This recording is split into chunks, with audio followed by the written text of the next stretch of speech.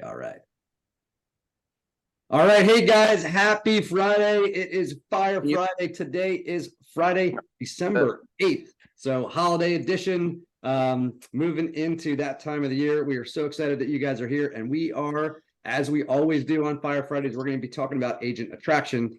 And I'm super pumped because every Friday we bring in the best of the best, right? You guys have had the opportunity to hear from ballers out there that have influence and that have a great heartbeat, and they build a business by helping others succeed. And we've heard from some really great people, but today we have someone who has been just building massive influence out there in many industries, helping a lot of other people succeed along the way, and doing it in a pretty short period of time. And as with every super successful person, Conor has his success stories and his failure stories, right? We all have those bumps along the way, and man, I never found anyone super successful who hasn't learned through challenges and stuff on the way too. So that's kind of the way it works. So maybe you're in a challenging spot, but as you hear what Conor's been able to do, I think it's going to lift you up and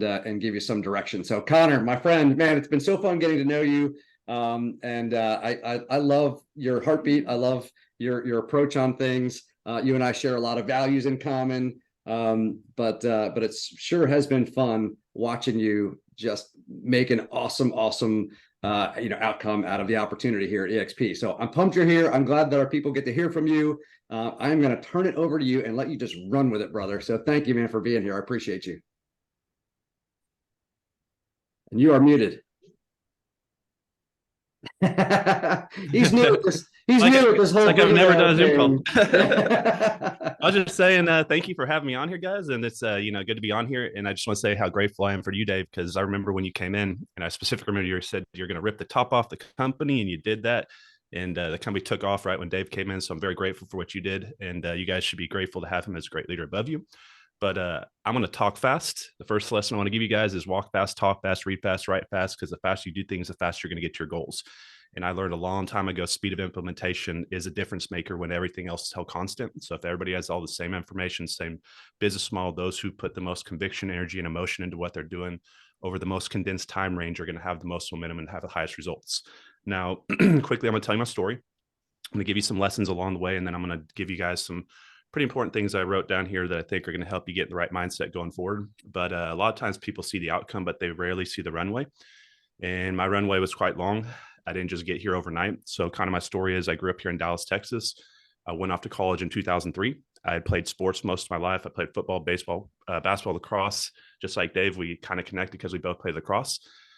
And I went to Plano West High School in Dallas, which were the Wolfpack. I was just telling Dave, which is where the Wolfpack brand came from. But what happened was I went off to college, and playing a bunch of sports, I had this void in my life where once I stopped playing sports, I started getting a lot of anxiety. I didn't really know what to do with all that extra time because I was always in practices and games and things like that. And my freshman year in college, what happened was online poker boom happened.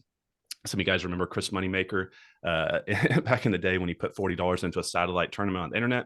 He won a $10,000 main event seat to the big tournaments you guys watch on ESPN. And then he won the main event and made like a couple $1 million. And it created this big online poker boom. And every college kid's head in America said, my mom and dad gave me $40 last month. I can do this too. And I got caught up in that online poker wave, which is a very similar thing to help me identify eXp, because one of the most important things in business is pattern recognition and seeing things as far as patterns. And what happened in the online poker world was a very similar thing that happened with eXp. Technology infused into a brick and mortar model. It used to take a long time to deal the cards, but when they built these online systems, you could play 20, 30 times as many hands per hour and literally play multiple tables at a time. And so in 1 year, I was playing hundreds of years worth of traditional hand volumes of a live game that you could play live. So quickly, I beat the learning curve of the game. I rose up to where I was playing some of the highest levels on online poker on the internet. I did this professionally for 8 years. And then I woke up on April 15, 2011 to find out they shut down the websites. There's government regulation. This is the first lesson I learned was you never have one income stream. That's why eXp is such a powerful model, because they give us 3 income streams. Well, I had all my skill sets, all my focus, my entire world, my identity was tied around the online poker world. And there was what's called Black Friday. This government regulation came in. The next day I woke up and lost everything. It's like turn your keys in, turn your real estate licenses in. The real estate industry is gone tomorrow with no warning. It's a very tough time for me because I'd, trust me, gone broke many times on my own, but this time it was taken from me. And so my entire identity and income stream was gone. And I didn't really know what I was going to do. I made some bad mistakes as a young kid. I gambled off the rest of my money, and I ended up having to move back home with my parents in my late 20s. So I went from sports cars, diamond watches, nights at the bars with all my friends, having the high life as a kid in my early 20s, to trying to figure out what was going on in my late 20s, living at home with my parents. And I actually had to move into my sister's bedroom, is the truth of the story. And I was living in there in a single twin size bed. I had a bar stool basically as a desk that I was trying to build a business off of. And I was trying to figure out where I was going to go and kind of at the next stages of my life. So I waited for 2 years for online poker to come back, and it never did. And so the two big things that kind of changed my life at this moment was I hit kind of rock bottom. And this can be a message for some of you guys struggling right now. No matter how dark it seems right now or how bad it looks, all you have to do is start taking a step in one direction. And many times the darkest days of our life are going to be the brightest ones when we look back in hindsight, because it got to be so bad where, I was really struggling with my mental health at the time, and almost actually took my life, as bad as that sounds. But at that moment, it was the worst moment of my life. Here in hindsight, looking back 10 years later, it was the best moment that ever happened to me, because if that had not happened, I would have never changed trajectories from the poker world into the real estate space. So at that time, basically what happened was I had kind of walked away from my faith for most of my life. So I started praying again. And then I also stumbled into personal education, self-development, both kind of simultaneously at the same time. So I came across black and white recordings of Napoleon Hill's 17 Principles of Success. And I just remember stumbling across these late at night one time on the internet. It was late at night, in like 2, 3 in the morning. And I just remember this guy speaking differently, thinking differently. I've never heard anybody talk like this. And because it was back in the 20s when he filmed these, I was like, he's not trying to pitch me a home study course. He's not trying to sell me consulting. He's got no angle. This is generational information he's teaching me. And I started coming across, Earl Nightingale, Bob Proctor, Jim Rohn, the new ones, Tony Robbins, and kind of went down heavily in self-development. I read Think and Grow Rich, Rich Dad Poor Dad, As a Man Thinketh. And I started studying wealth. I started studying the industrialists, JP Morgan Chase, Vanderbilt, Rockefeller. Pretty much I started studying anything I could on what I wanted to become, which was a wealthy individual, because I was struggling with my finances at the time. I struggled for a while. I got myself $100,000 in debt. And this was kind of a good thing that happened for me as well. So sometimes the worst things are happening to us at the moment, or the best things are happening, because when I got into debt, it made me think a lot more creatively, and I had to put a lot more focus on what I was doing. I couldn't make as many mistakes. And this is when I taught myself social media and internet marketing. So I was watching YouTube videos for free on the internet. I went into the insurance space, and I started out wholesaling houses at the same time. And I was watching videos on how to generate leads and things like this. And I was teaching myself how to build WordPress websites and how to do SEO and internet optimization. And at the time, I was building a couple private YouTube channels, and I was taking those YouTube channels and I was linking them to my websites. And this was driving up the domain authority, and nobody was using this as an algorithm ranking tool trigger at the time. And I built the #1 house acquisition websites here in North Texas for We Buy Houses Dallas, Sell My House Fast, some of the biggest keywords.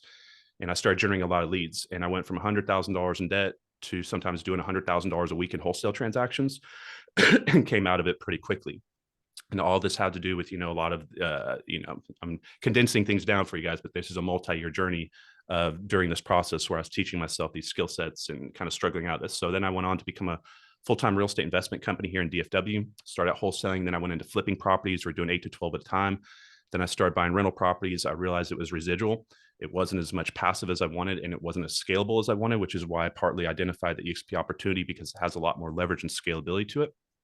And then I had gone into the creative financing space. I was creating notes and selling notes, partial notes, and things like that. Then I built a YouTube channel called Investor Army, and it became one of the top online residential real estate investing channels out there. And this is when people started reaching out to me about eXp Realty.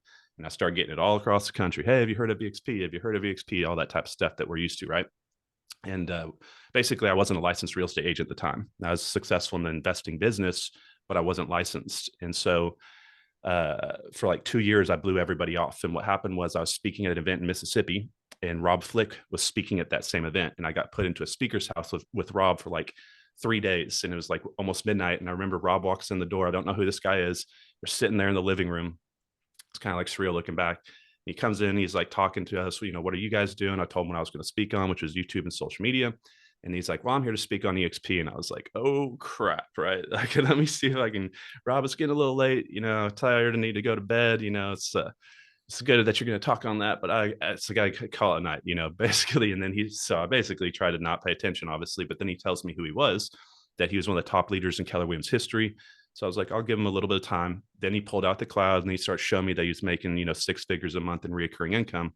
It's just like the movie Wolf of Wall Street. It's like, you prove to me, Rob, you're making 6 figures a month with no debt, no tenants and opponents, no back-end management system. I'm going to pivot. I'm going to quit what I'm doing, or at least take a lot of time off and go get my license and build this with you.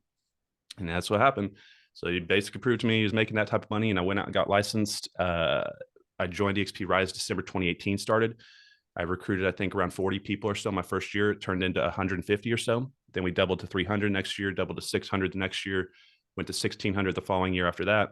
And then now we're at a little over 3,000 agents. And so I try to condense all that real fast, but now let me kind of go into some of the things that can help you guys on how I kind of got here and build a team. So the first thing is, this is going to be, if you want your freedom doing this, you're going to have to master 3 levels. So 3 levels are: number 1, level 1 is you have to learn how to attract agents personally. This is a business that starts individually yourself. You can't have duplication and leverage until you start this foundational structure with building out your first tier. So you have to learn how to attract agents yourself.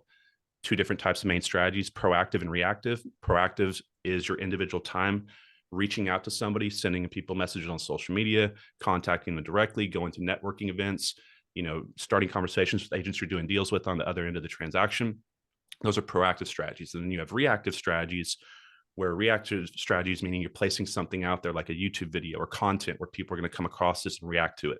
So you're going to have a lot more people come to you. If you can crack the code to reactive marketing, you're going to recruit a lot more, but usually they're a little bit newer. And then when you are recruiting proactively, it's a lot more time intensive, but you can choose who you want to reach out to.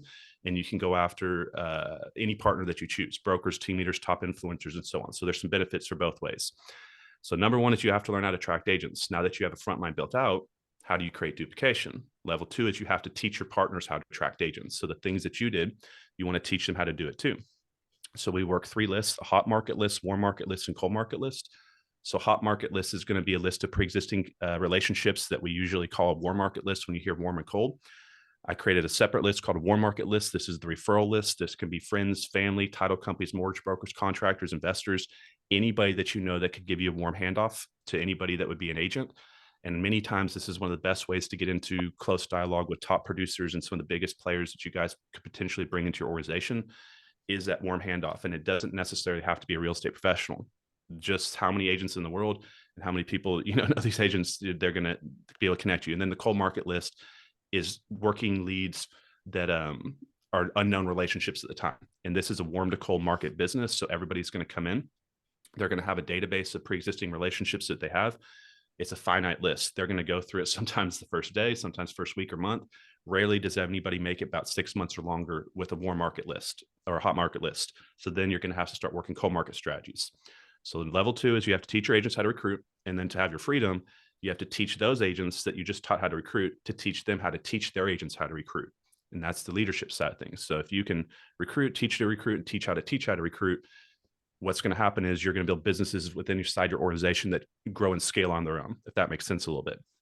Now, the second thing I was talking about this the other day is there's 3 different sales that we're always having in business: the sale of ourselves, the sale of our partners, and the sale of the future partners that we could have. So in a mentally tough business that we're in right now, obviously the industry, and it's not just our industry, it's really all industries. It's a global kind of external environment that we're feeling this pressure.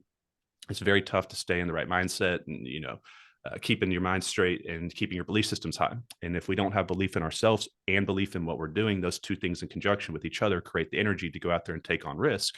If one of those suffers, or either our belief or self-image and our self-esteem, or we have the belief in what we're doing, our energy levels are going to drop off and we're going to procrastinate. So we're always selling ourselves, whether we're in the insurance business, whether it's in a relationship, whether it's in anything that we're doing that has risk behind it, we have to sell ourselves constantly. So you have to constantly find ways to stay in the right mindset, forward thinking. So we live in the past, the present, and the future.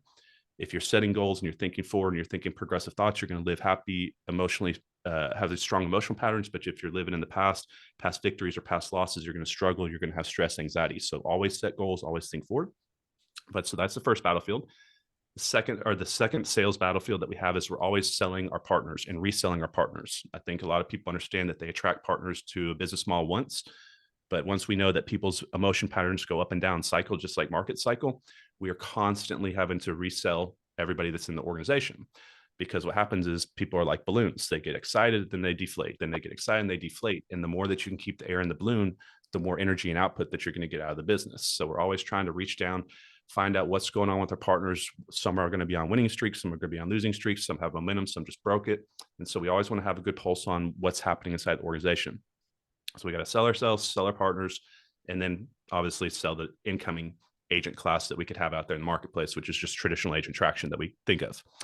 Now, I want to go into communication here real quick. There's 4 different types of communication that I coach the agents with. So you have text form, which would be text messenger, email, responding through social media messenger bots. But this is limited and it's the most time consuming and the worst way to communicate. So we have 3 different parts of communication: the actual words that you hear me saying. So the words, the delivery of these words, the emotion, the tonality, the energy, the conviction of the voice, how I deliver the message. And then you have the nonverbal body language. So you see, I'm doing this it's unconscious. You picked up unconscious nonverbal communication tools throughout your life. You don't know why you do them. You don't have the awareness that you do them. But if you just do things, you've done this in your life where people have given you the right response.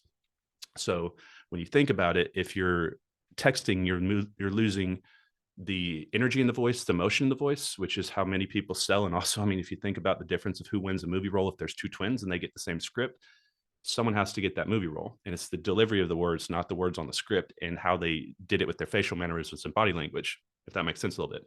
But you lose those 2 parts when you're doing text messages. Now, the second form is audio. You can do it over the phone. You can do podcasting, things like this. It's a stronger form of communication, but you're just getting the audio side. You're not getting the nonverbal body language communication, which you can see on Zoom, which we're watching right now. So TV, Zoom, video communication, you're going to get all 3. But when you meet in person, you can feel things off of people. I'm pretty sure sometime they're going to figure out we have all these extra faculties and sensory tools to perceive energy, just like how you see animals do this from time to time. Now, this is why this is so important. Most people try to build their business through text in your organization, and they're sending these long messages to people. That's not going to work. For one, it's the most time consuming. You have to write the message, then you have to edit the message. But what you're really doing is you're giving a time communication breakdown, where when you send a message to someone, you're giving them the ability to decide when they want to get back to you. And you could wait all day. You could wait till tomorrow. They may not get back to you at all. And it creates a lot of inefficiencies in the communication patterns that you're trying to have. Whereas if you're on the phone or in front of someone, it's live time communication. Second thing is you give the other party the ability to assign emotion to those texts. So if I send a message today that said F you, and it's another one that said F you, same 2 letters, which one's the one that says I want to throw down? Which one's the one that says, hey, that's a funny joke, right? Or, just joking around. So we're giving that third party, and this happens with title companies. This happens with, contractors, guys. Be careful when you're sending text messages, because you're giving the emotion to the other person to decide how they want to interpret that emotion. Okay. So this is important when you're doing presentations and recruiting calls. Always do it on Zoom or always do it in person. You're going to have a much higher conversion rate. If you're doing it over the phone, can you trust someone that you can't look in the eye? So you're just listening to a voice, right? So it's not always, are we having conversations with agents? It's how we have the conversations with the agents, and also when and throughout the week, are we asking for those conversations with those agents? So I see a lot higher show up rates Monday, Tuesday, Wednesday than you do later in the week. And that's because a lot of times, if you study social dynamics with social media, Monday morning warrior mentality for entrepreneurs is higher at the beginning of the week. And as people transition to the end of the week, they move into, hey, I'm going to coach a kid's soccer team, do that type of stuff, family type of stuff. Not always, but most people do that. Same thing if you're going to put content out. Beginning of the week, more business content is going to be viewed. As you move towards the weekend, more type of like skit videos, entertaining types of videos towards the next side or towards the end of the week.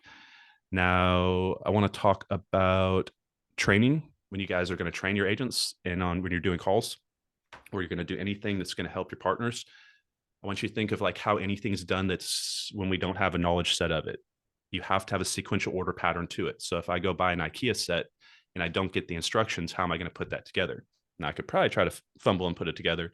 But if I have a 1, 2, 3, 4, 5, 6, 7, 8, 9, 10, I can follow that as a blueprint so that someone can come behind it, read it, put it together, and then someone else can come behind them and do the same thing. So what we're trying to do is to create a system around what we do that can be taught, learned, implemented, had the result, and then they can teach and do that same process and have it learned and implemented behind them. So kind of what we do to grow the business is in the beginning, what happened for me, and I'll kind of just tell you kind of how got this to duplicate really quickly. So in the beginning, I was recruiting a bunch of agents, but nobody was recruiting with me. And I realized this was not an agent attraction business.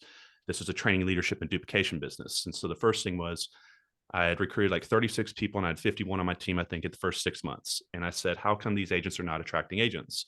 So I started reaching down to them to see what was going on. And what I realized was lack of self-esteem and lack of self-image and belief, and then lack of skill sets. And then those two and not understanding what they're doing just creates procrastination sitting down. So I said, what if I help you guys do this? So I started doing the presentation for every agent. I said, hey, you guys go out there. Anybody that you want me to talk to, friends, family, agents you're talking to, I'll do the presentation with you and for you. So I started doing this one by one. Even if they had an agent that was like me, that was an investor that would think about getting a license, I would still do it at the time because my business was small. I had more time to do this. So when it's smaller, you want to support your partners a lot more. And so I'd start doing the presentation. We started growing quicker. And I started running a mastermind call where I was teaching agents basic strategies on how to go out there and source conversations. And then it got to where I was doing too many one-on-one presentations. I couldn't do it anymore. So I said, here's what we're going to do. Your skill sets are getting better. If they're a little bit newer agents or they're getting their license or they've done a couple transactions, you're going to handle this process now. This is where you're going to get your failure reps in, and you're going to do it on your own. And then I'll hop in with team leaders, broker owners, and influencers, because I was having to leverage my time. And then it got to where I couldn't do that anymore. So what I did was I created a group call. That's when I created the first eXp Explain call. And I said, you guys go out there. I was teaching them basic strategies to go start conversations. I said, don't try to explain it. Invite them to my live call. Then what I'll do is I'll meet with you and that agent the next day or the next couple of days, and we'll do a 3-way call and sit down with them and go over their questions, run their numbers, back into anything if we need to. And this is how I got everybody to start sending to one call. And then what happened is they started to fill the call up. And I said, okay, if you can fill the call, we'll do another call. And I added another one and then another one. And eventually we got up to like 5 or 6 calls, which is kind of where we maxed out on how many they could fill. And we were trying different times of the day and different, times throughout the week. And so the one I do now is on Monday at 6 to 7 Central. So what happened was I started showing up and doing these calls. And then I realized this is still going to be not doable long-term for me to do all these calls. So I started training my leaders how to do their own eXp Explain calls. And I started making them do presentation challenges and actually record their presentations and making them do it. And then I started going from 6 to 5 to 4 to 3. I was able to work it back. And I did 2 eXp Explain calls myself personally live for, about 5 years. But in the process, I was building businesses underneath me. So think about retiring yourself from every skill set that you guys have succeeded in this business. Freshman, sophomore, junior, senior, private to general, everything has a hierarchy structure. So in the business that you're building, you step into a position, you learn these skill sets, you figure out how to master kind of the level you're at. And then to move up to the next one, you retire yourself by bringing the next leaders in that are going to kind of take that position away from you. If that kind of makes sense to how you see your vision growing out in the business. So then now we have a bunch of team leaders run their own eXp Explain calls. And then what I do now is I come in and I hop on the calls and do the 3-way calls. And then I'm going to give you kind of a closing framework on, how to get agents to move over. So one of the most important things is math. And so I kind of train the agents on a 3-step closing process. So one of the problems that I think a lot of people have with agent attraction is they try to recruit people the way they were recruited, and they tell people what they think that person should know instead of finding out what that person wants to know and giving them what they'd asked for, essentially. And so you don't just get in and start doing a presentation and talking to people and fire hosting. You start it with conversations and data gathering. So in the beginning of your conversations, guys, you want to think about building a war chest, like a little ammo, that you're going into war with, right? So you want to ask certain sets of questions. So the first sets of questions I usually go through are, pain questions. Why would you be having this conversation with me, Dave, right now? In the first place, if you're sitting down with another brokerage, something's going on. Did your broker upset you? Is there issues at the company? What are you, I'm bringing up the negative side, making them think about this, because people move away from pain and towards pleasure, right? Or move away from stress and anxiety. So the first set of questions I'm gathering are pain questions, because if they give me anything, I'm going to use it later. Second thing is I'm asking eXp questions. What do you know about eXp? What do you know about the revenue share model? What do you know about this? Because I want to know what they know, who they talk to, kind of where they're at. Do I need to go over things again to show that I have a better understanding of this? Or do I need to go over everything because they have no understanding? Or do they know a lot about this, right? Then I'm asking the math questions, which is the most important part.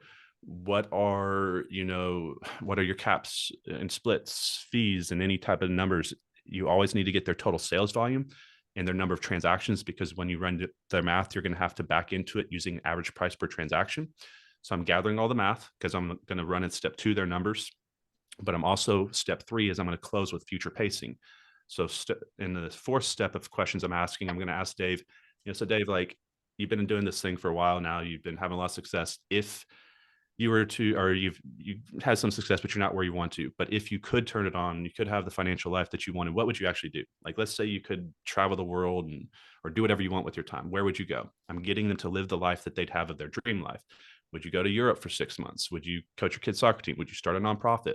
So I'm making them live a life, I'm future pacing them that they'd want to have. And then I'm going to take it away, and later I'm going to show them how to have it. So I'm going through those future pacing goals, and then I'm going through their goals, goal questions. So I'm gathering all this. And then step 2, what I'm going to do is I'm going to run their math. And I do this by using an average price per transaction and backing into our cap, and then kind of working back through the numbers. And then once we have that number on pen and paper, so for example, Shane Carvalho, this is one of the top producing agents in Santa Cruz, California. He had been trying to be recruited to eXp for 2 years, and a lot of top teams talked to him, and he was stuck on one locking thought process. And this is a good one. If you guys want to go get big agents, look for companies that have a acceleration model, meaning they start out on 70-30 and work their way up to 90-10s or 95-5s or 85-15s, but they don't have a cap. So what happened was Shane was on a 90-10 with no cap. He was doing 40 to 50 million. And every time someone talked to him about eXp, he was like, I'm already 90-10. Just same thing like how flat fee shops are. But when they have a large sales volume, the math works out when you run it. And so I simply asked them one question. Well, what happens after you cap? Because you're going to pay an 80% split up to 2.66 million at eXp. And then you're going to only pay a $250 transactional fee on the remainder, 40 million or so that you're doing, where at your company, you're paying a 10% split across the entire 40 million. And when I ran his numbers, there's a weird number. It's 111,000. So I never forget it. He moved over within a few weeks. So very simple process to take someone who had been reached out to by 7 or 8 different alpha groups for years, one of the biggest top $50 million producer. And it took me one question to get past this, which is, hey, let me show you the math. And the reason why this is so important is the math takes everything from an emotional bias to a factual starting point. My calculator cannot lie to their calculator. If they put the same numbers in and can come across those and they realize they're losing money, why did people get into business? To have a better financial future for their families. So the one thing they got into business to do, you just showed them that I can give you here at eXp. And that's not with rev share. That's not with stock. That's not with anything. That was running production numbers. So those types of agents, we brought a lot in, some of the Canadian brokerages doing this. So that's a kind of good flow. So I'm trying to figure out where I was. Saw that we were at 9:31. Am I going over my time, Dave, or should I keep going? Yeah, you're good, man. Keep rolling. We're right up at the end, so take a couple more minutes and then we'll wrap. This is great. This is awesome. I didn't know if I was going to get cut off or whatnot. Okay, but yeah. So, no so way, now no that way. I have the math, yeah. Now that I have the math, here's how you close. Now you take that math and you spend it with them. So Shane, this is what I did with it. You just told me that you had this or wanted to do this or this and that, right? There's $111,000 I have right here. Now I actually don't have it. You could have had it if you were at eXp last year. Now, if you do the same production next year, you could have about this much more. What would you do if you had this money in your pocket right now? Would you pay down some debt? Would you take your kids on a vacation? Would you have a nicer Christmas this year? Would you get a new car? So I go back over the things that they told me. They said basically that I gathered in the beginning, and I say, man, you could easily go on a vacation with that, this. You could, and I start having that money show that it has a real value to it. Also, if you guys have the objection that's like, oh, I like my broker. Once you run the math, it gets past pretty much every objection, because it's like, oh, I like my broker. That's great, Dave. I know you like your broker. I know he's your father and all, but, or whatever. Or, hey, Dave, I know you like your broker. He's your best friend. He's been your best friend since college. But that is a real $111,000 that can go only into one bank account, into one family's pocket. It can go into your best friend's pocket or your family's pocket that feeds your children. You decide by the decision you're going to make, which you love more. Basically, it's kind of the decision you're putting up against, right?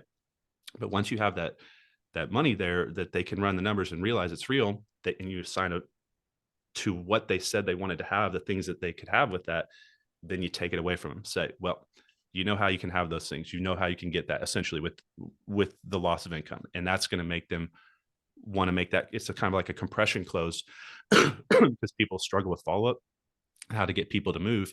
But once they know that they're leaving something on the table, they want to make a move a lot faster, right? If that makes a little sense. But that's kind of like one of the closing frameworks that I go through. Data gathering questions, run the math, and then apply it to what they could have with that loss of income. But I'll stop right there. And if you have any questions, I'd be glad to go into. I don't have anything else. If you want to go a little bit over, I can. That's step awesome. That is awesome, man. I have two entire full pages of notes for what you just covered. And that was only because that's as fast as I could write. So that is My finger great is stuff. recorded, so I was like, Yeah, as much as I can. yeah, just run with it, run with it. No, that is great. That is great, man. This is pure gold. And I love the fact, and it's not surprising, but this isn't accidental. All right, this isn't accidental. And you mentioned that you thought about the person you wanted to be, who you wanted to be, what you wanted to achieve, and you started studying people who had been there. And you went from the way back, right? The Napoleon Hills and all that other kind of stuff, and the industrialists and everything else. And you went up to the modern thinkers and everybody in between, because there's so much good stuff out there. But the fact that you were studying thinkers and achievers, thinking about who you wanted to become, and then putting that together and putting the framework together in everything you built from there forward, there was a thoughtful process to it. There's a certain amount of what did it say, ignorance on fire. There's a certain amount of like, just go do it, but also what I love about what you've done is you either planned it out and implemented, or you did it and studied what was working and then turned it into systems, because systems are really the power of duplication, right? For sure. Yeah, I forget what did you just say a second ago? When you said you just plowing forward, basically. The ignorance on fire. Yeah, ignorance on fire. Yeah, that's great, because that's how you start. Yeah. So you need that ignorance on fire. That gets you to go out there and just go out there and take action and start failing. So that's going to make you get the data coming in. What am I doing right? What am I doing wrong? How do I tweak and how do I adjust? And then as that data comes in, this is when you sift through the data, and this is when you start seeing patterns and sequential order processes. So you guys don't just go take action on a daily basis. Take action with awareness of what's happening. So every day I plan my day ahead of my day. So I plan my whole day. So I got all sorts of to-do lists always in front of me. And then at the end of my day, I review my day. So I'm looking at all my calls. I'm looking at my task transitions. How did I go from one call to the next call?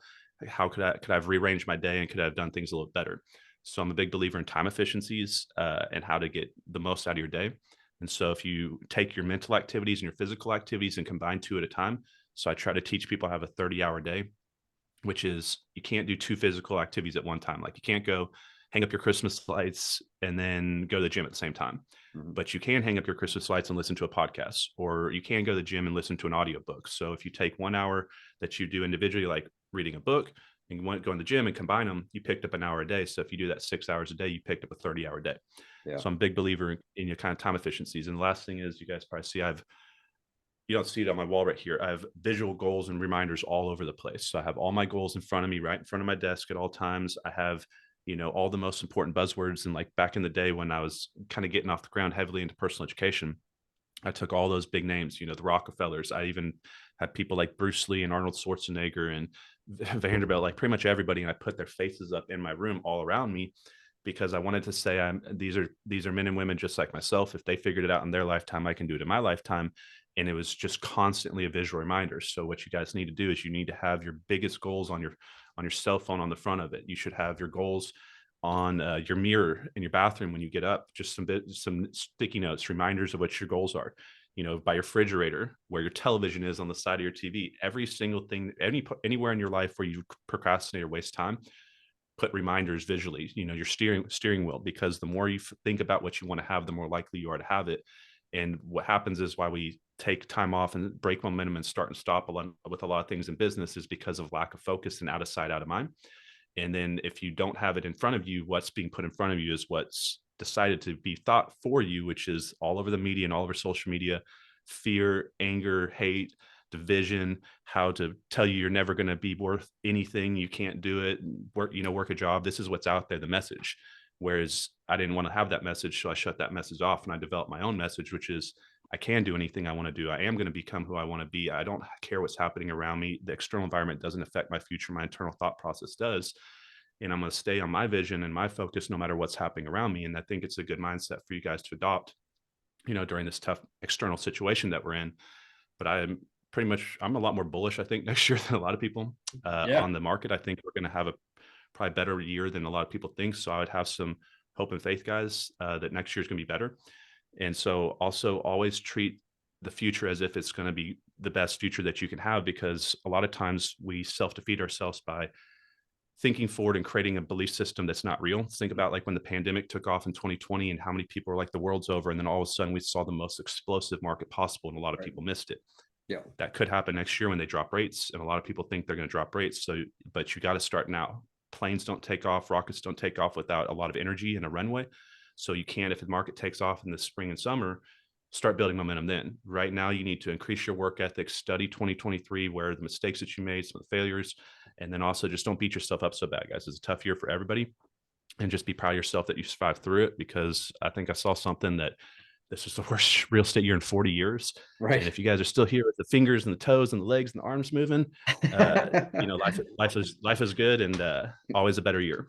So yeah, and I'm it's going to finish up. yeah. So I love the mindset too, and two things on that. One is, I think about surfing, right? And you have to paddle out when the wave's coming. You have to paddle like crazy first to catch the wave, right? You don't just you don't sit in the right spot and then sit on your board and wait for the wave to come and then stand up. That's not the way it works. When the wave, you got to be in the right spot, but then when the wave's coming, you have to paddle like crazy to get out in front of it, to catch the wave and have it then propel you forward. You have to position yourself in that while the wave is surging. And so, if we just sit there and we're not paddling, then the wave comes. So what happens is, if you're sitting on your board and you don't paddle, and then you start to paddle too late, the wave comes under you and goes past you, and then you come back down, and then you watch a huge wave up ahead of you go, and you watch all the people that caught it have fun riding that wave surging forward, and you can say, you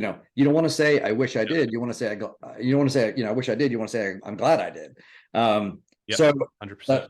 The last thing I'm going to ping on, which I thought was really, really great, was you talked about that battlefield of constantly selling yourself. And I think that we kind of go, okay, I get it. I'm in it. I believe in it. I've chosen it. And so now I'm going to go out, whether it's your sales business or attracting people into eXp. And then you're out there trying to sell it to other people, right? You're trying to attract other people, bring them in and talk about the opportunity. But if you're feeling frustrated, or you're feeling like you're not getting the results, or you're whatever, you subconsciously don't believe it as much at sometimes in your life, as when things are hard or whatever, you're not getting the results you want to get. And when you lose that self-belief, it shows up in your conversations with other people subconsciously, and you don't even realize it. And so that the power of reselling yourself and reminding yourself about the opportunity, looking at the results, studying the people, who are being successful with it right now and everything else, and go, okay, this still does work. This still is a great company. This still is a great opportunity. You can build great wealth in this. You can help other people succeed on this platform and that kind of stuff. And then you get that enthusiasm again. That comes out in your conversation with people. And so people feel the energy 100%. coming out of you, and they can see when you don't believe in the things that you're saying, even if you don't realize you don't believe in what you're saying anymore. Yeah. So that's so powerful. I'm glad that you mentioned that. Yeah, 100%. And it's kind of what we're talking about with communication earlier, why it's so important to understand you have to have, not through text message, because you want to deliver the emotion. When you're speaking, you're transferring energy to someone. They're not saying words. So the way that we interpret information, so we have an internal world and an external world. So if you're in your room by yourself, you live internally only in your conscious thought process. But now we're all sharing an external world together. So the way we bridge this is through sound, taste, touch, our senses, right? And so we trigger those by speaking into existence and emotion. So we're transferring this emotion to somebody. If they don't believe that you believe in what you're doing, that you're never going to sell anything. So sales is not trying to convince someone to believe in what you're selling. It's they'll buy from you if they believe that you believe in what you're selling.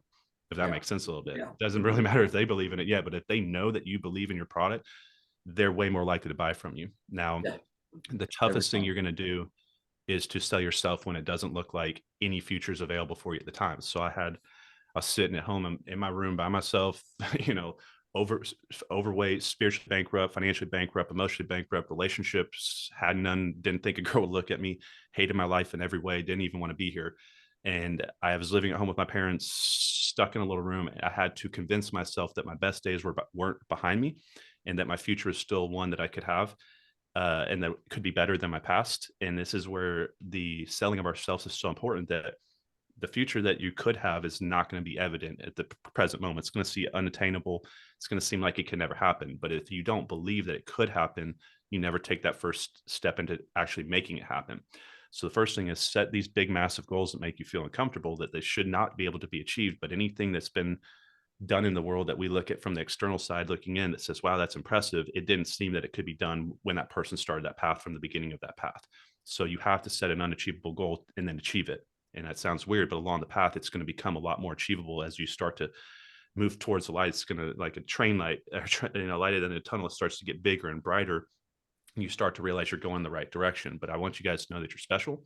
You're designed uniquely in this world. There's, from this can in my hand to this pen to a bird to a cat to a tree to a pig, nothing else can do what you guys can do, which is you have conscious decision and you have the ability to consciously choose your thoughts in the present, which can impact and change your future. So you can't change the past, the present we're living in currently right now, but the future can be altered.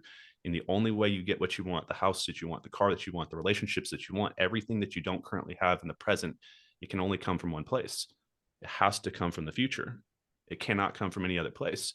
And so the only way we change the future is change who we are today, change the words we speak, change the words and information that we allow to go through us and we feed our mind with, change our actions, change our habits, change our patterns, change our relationships. This is the only way that you can have. So if you guys have been in the same patterns and the same loops and had the same things for so many years, you have to make some radical changes in the ways that, what you're thinking and how you're acting and how you're structuring your days. And if you do this for long enough, everything, like Dave was talking about with the surfer, everything is a energy today, energy output tomorrow. So think about a plane, massive energy coming on the runway, then it gets up in the air and it can sail. A rocket, massive energy to get it off, then it's up in the air. A bow and arrow, massive energy to pull it back, then it flings forward. A slingshot, so a seed in the ground, a lot of energy to get it planted. Years later, it grows. So just focus on planting seeds. Just focus on doing the best you can with your activities. Don't worry about the results. And if you plant enough seeds, enough results will happen later. Problem is, people plant so few seeds, even if one or two takes off a little bit, it still didn't grow the garden. So just focus on your activity, your work ethic, and constantly tell yourself that you're special, because you are, and act on a daily basis like you deserve to have success. And at some point, if you stay consistent enough, you will. But yeah, hopefully that helps in some way today, guys. Yeah, it's awesome, man. And guys, this mindset doesn't happen by accident, right? This mindset is purposeful. The studying of thinkers, right, and the studying of people with those who have achieved and that kind of stuff, and the studies of the right mindsets, Jim Rohn and everything else, who helps you get your mind right. And the more that you surround yourself and absorb that kind of thinking, the more it takes over your own thinking and you create that positivity. And so, take a lesson from Conor, where he was in a dark spot mentally and emotionally, and studying those things and infusing his brain with those things changed the pattern of his thinking. And patterns is a word that I've been using a lot lately, and really looking at patterns. And patterns are super powerful. And look at the patterns in your lives, and then alter those patterns. And sometimes you have to do it artificially through absorbing other people's patterns and thoughts and everything else like that, until they become natural to you, and to do that. So really, really amazing. And I've been in dark places, and having faith be something to lean on, to pull out of that as well. And I think faith is such a great word, because faith is the belief in something that's greater than yourself, and an opportunity and a hope that we have in the future. And that's pretty cool. So we as a group, we do transformational Tuesdays. We do devotionals as a group every Tuesday morning. So it's early for you, but anybody on here is always welcome. We do it Tuesday mornings at 8:30 Eastern, and we typically jump on a little early and hang out and chat and do whatever, but great time for us to focus on that and get our mindset straight. So super fun. I am going to take us off of Spotlight real quick and see everybody's great faces on here, guys. Such good stuff. I hope you took a ton of notes, but this is recorded. It's going on to YouTube.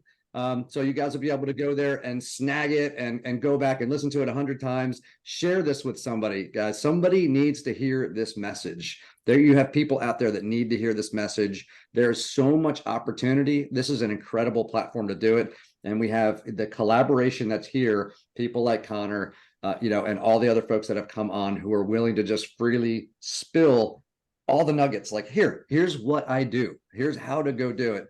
Pretty amazing. So Conor, we appreciate you, man. If there's anything we can ever do for you and your group, please let us know. And you're welcome to hang with us anytime, man. I love your energy. I love you, man. And I look forward to seeing you again soon.